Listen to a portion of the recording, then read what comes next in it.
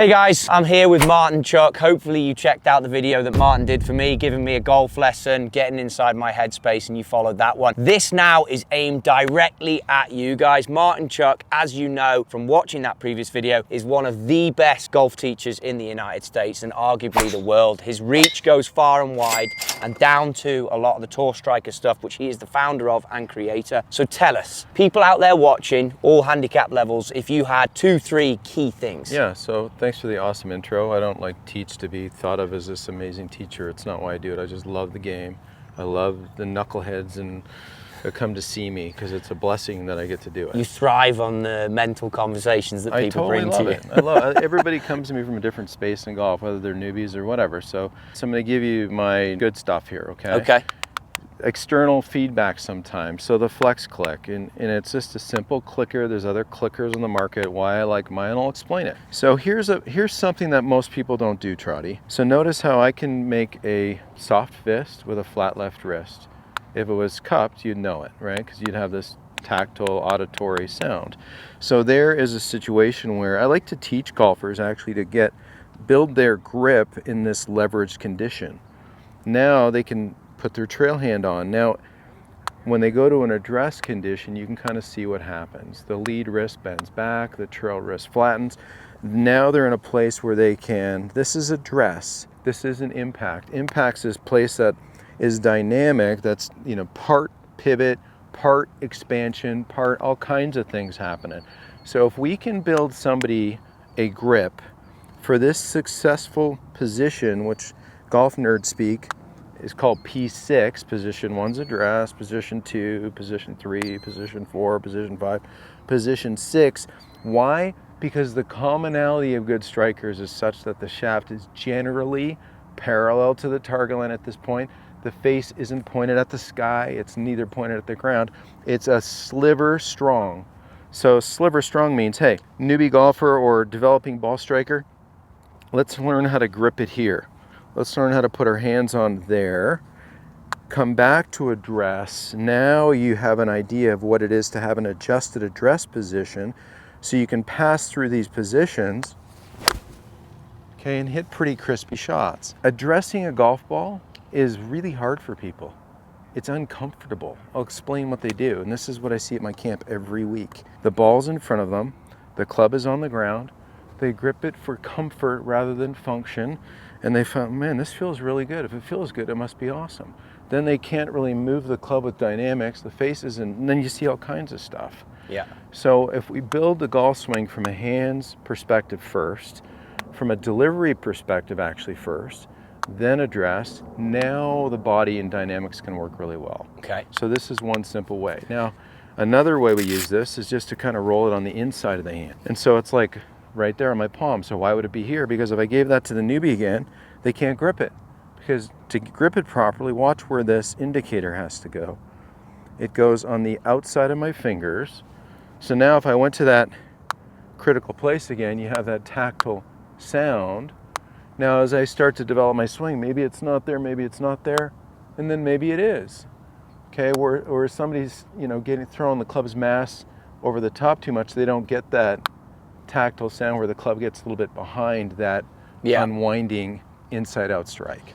Does changing, maybe more for the advanced golfer, does changing the feels and the positions and the sounds, so again, I know golfers of my generation tend to sometimes be a little this way. Mm-hmm. Modern day, more that way. Mm-hmm. When you adjust this, and I've heard it a lot with top players like former world number ones, it's always tough to go and play with that because those you're feels? Moving. Oh, amen. Yeah. And so, you even see the world's best do some training from time to time with things like external devices, right? Yeah. Like you go to the range, you're going to Your see external devices. Mine, gratefully. Why? Because, it's like this is the stuff that we do all day, every day. Now, for a good player, I don't necessarily want them playing with these feels when they go play. That's where they will train. And a good player will train to start to make the feels become subconscious.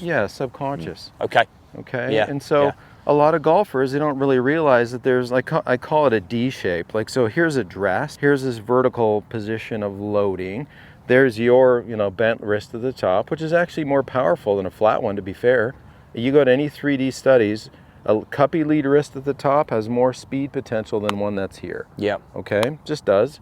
And John Sinclair would be a good resource for people out there to look up. So there's a cuppy lead wrist, okay? But now, nobody comes down this way. At some point, there's some element of the club's mass going a little bit behind them so that it can be slung with speed in this inclined circular motion. Now, you could make it, you could be DJ, and he just kind of starts it all, puts it up here, and he's so physically gifted to side bend and smash it.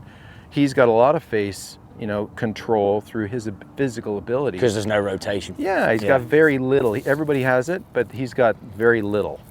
Hovland's one of those too. Hovland's a great one. He's up there like this, and he's got a lot of abilities. And then not many people can do that though physically. Yeah, the side bend. Yeah, the side bending's hard. So to bring it in for the masses, this is a grip check and it's an audio to get you in that pre-impact position. Grip check, audio. Can you feel what it's like to have that nice position? And then from there you start to realize, oh, this is how these dudes physically and gals physically move to really be reliable strikers. Okay, cool. What would be tip number 2 or training device number 2 that you would go to?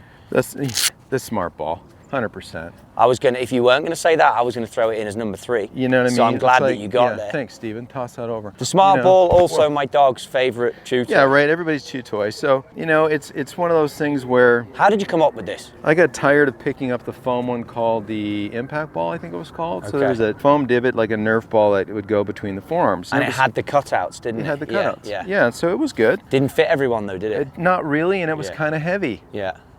You know, so I thought I wanted something that I could, you know, take the air out of, put it in my golf bag, didn't weigh anything. You know, and here's the neat thing about this. When you manage these arms, I have a question on this, sorry to interrupt. How do you decide if the student needs it here or lower? It's never been up here with me. It's always been just been below the elbows, above the wrists. Okay. So these, we start people off just kind of learning how to make this motion, how to go create a little leverage and get into a finishing form, because they stay down too long, they separate their elbows, they don't really know how to take something that's leveraged and let it flee away from them with any kind of speed. So check this out, come on over, rest your hand on my hand just for a sec, okay? And then feel, as this tick-tocks, how I can start to accelerate it while it's in a state of fall. So the club's in a state of fall, I can raise the handle. Almost using the ground if it was a golf swing. See what I mean? Yeah. It's exactly that. Okay. So when they have a smart ball in their arms and they don't really realize what they're doing, and I don't tell them because it's too confusing, I just say, hold the ball. So they hold the ball. Next thing you know, maybe they chunk a few. Right? Often. Of course. Yeah. Right? But then instead of chunking, and what's the brain do? It says, hey, wait a second. You got to rotate. Stand up. Yeah, and rotate. Up. Yeah.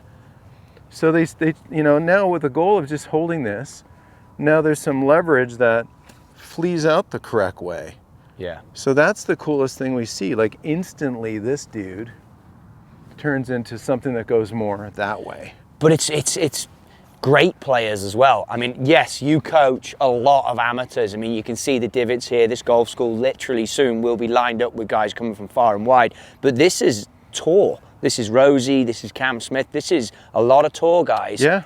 Keimer, big one for this. How did you come up with something that was so appealing to such a wide range? I just think because it weighs like nothing, and it, you know, you can take the air out of it, and it stays in your bag, and you blow it up, and so tour players don't like excess baggage charges. Well, the caddy doesn't like that. Okay, I'm with you. It weighs nothing, right? So you get in with the caddy, and you get all the players. In with the caddy, and then you're off and running. You are, right? So the caddies, and just.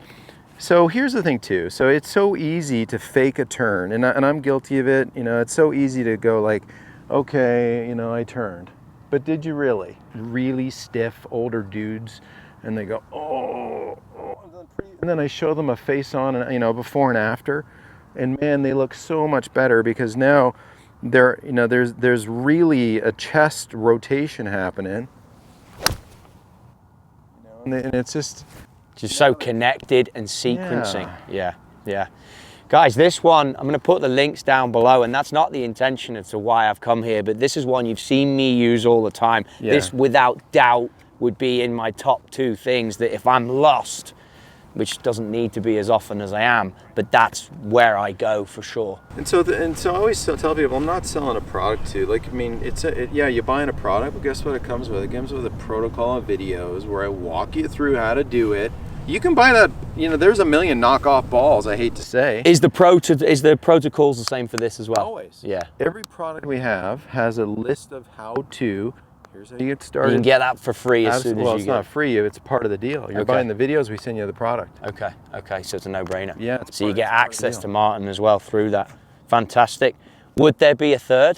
There's 50 to be fair. 50 tips that you would want. But let me share the last thing. Like, so the toolbox, you know, you saw me use it as a T-square. I use it as a T-square with every student all the time. For ball position and alignment. Always. So here's a simple thing that most of our students really don't understand, the inclined nature of a golf swing. So here's the Ferris wheel, vertical circle, okay?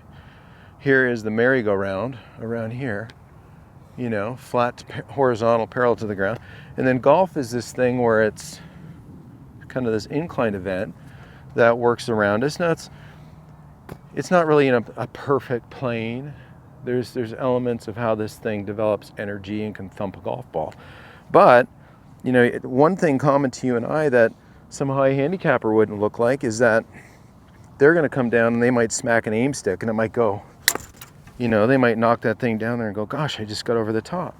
You know, so when you put this thing back, now they're going to learn how to say, okay, here's an inclined circle where a golf club has elements of back, up, and in, you know, down, out, and forward into a golf ball,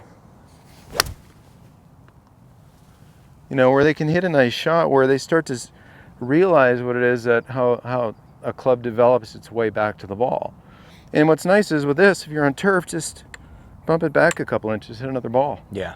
So just by putting a physical device that's in the way of you being able to. Yeah. But obviously that does so much more with the alignment and the. Right. Well, we have, again, when you buy a product, you're not buying the product, you're buying the videos and how to develop as a golfer. And here's the product that supports those videos. Yeah. So that's how we do it. Awesome. Great stuff. There you have partner. it, guys. Thank you very much. Awesome to spend some time with you. Likewise. If you want to check anything out, like I mentioned, it's all down in the description below. He's based here in Phoenix. If you want to come out and see the man himself, I'm going to put everything down below. Martin, thank you so much. Really appreciate your time. Awesome. Thanks, mate.